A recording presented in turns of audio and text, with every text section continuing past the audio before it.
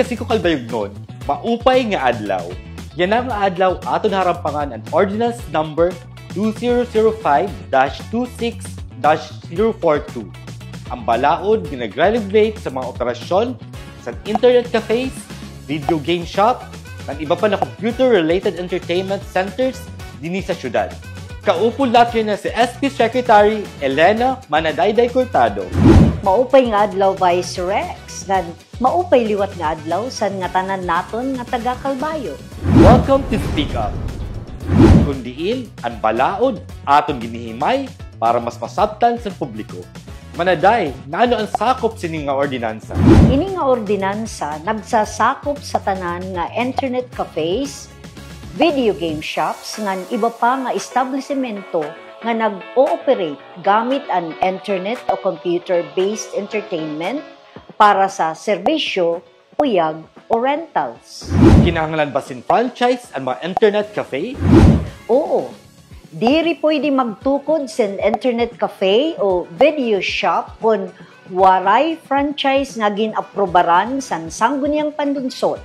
Gintatagan sin prioridad ang mga kooperatiba ngan ang mga existing establishments may usa ka tuig tikang san effectivity san ordinansa para makakumpleto san ira requirements. Lalo ang mga imbabawal sa mga operators. Hindi diri ang mga masunod. Pagbaligya o pagpakita sin pornographic o obscene content. Pag-promote sin huigo o online gambling, pagbutang sin cubicles o kwarto nga diri nakikita ang sulod, pagpuposte sin mga materials o nagtatahog para diri makita ang sulod tikang sa gawas. May ba restrictions kung minor o estudyante ang customer? Oo. Ginbabawal ang pagsulod sa mga estudyante during class hours. Gawas la kon may sinurat nga permiso tikang sa eskwelahan para sa research. May sinurat nga permiso tikang sa ginikanan. O kon kaupod sira san ira ginikanan, guardian o maestro. Nalo ang mga requirements para sa registration sa customers. Kinahanglan mag-fill out ang customer sin form nga may masunod nga impormasyon. Bugos gangaran, address, edad ngan petsa san pagkatawo, eskwelahan, grado ngan ngaran san advisor, ngaran ngan address san ginikanan o guardian.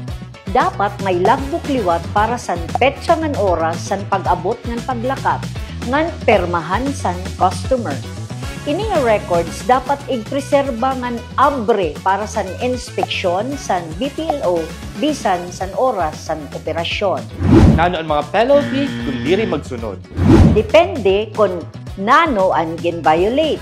Para sa Section 2, 4, ngan 5, first offense, 500 pesos. Second offense, 1,000 pesos. Third offense, 2,000 pesos plus posible nga kaprisuhan plus revocation sa mayor's permit. Para sa Section 3, pornography o gambling, first offense, 2,000 pesos. Second offense, 3,000 pesos. Third offense, 5,000 pesos plus kaprisuhan plus revocation san permit plus kumpiska san kagamitan. Sino ang may otoridad sa pagpatuman sini nga ordinansa? Ang City Mayor pinaagi san City Legal Office ang maghihimo san implementing rules and regulations. Pero kinahanglan nga aprobado liwat ini san sangguniang panlunsod antes maging effective.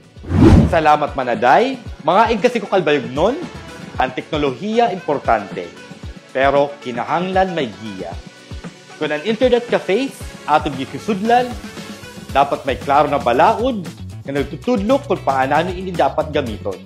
Diri naton karuyag nga sira maka-impluwensya sa karautan sa atong mga kabataan.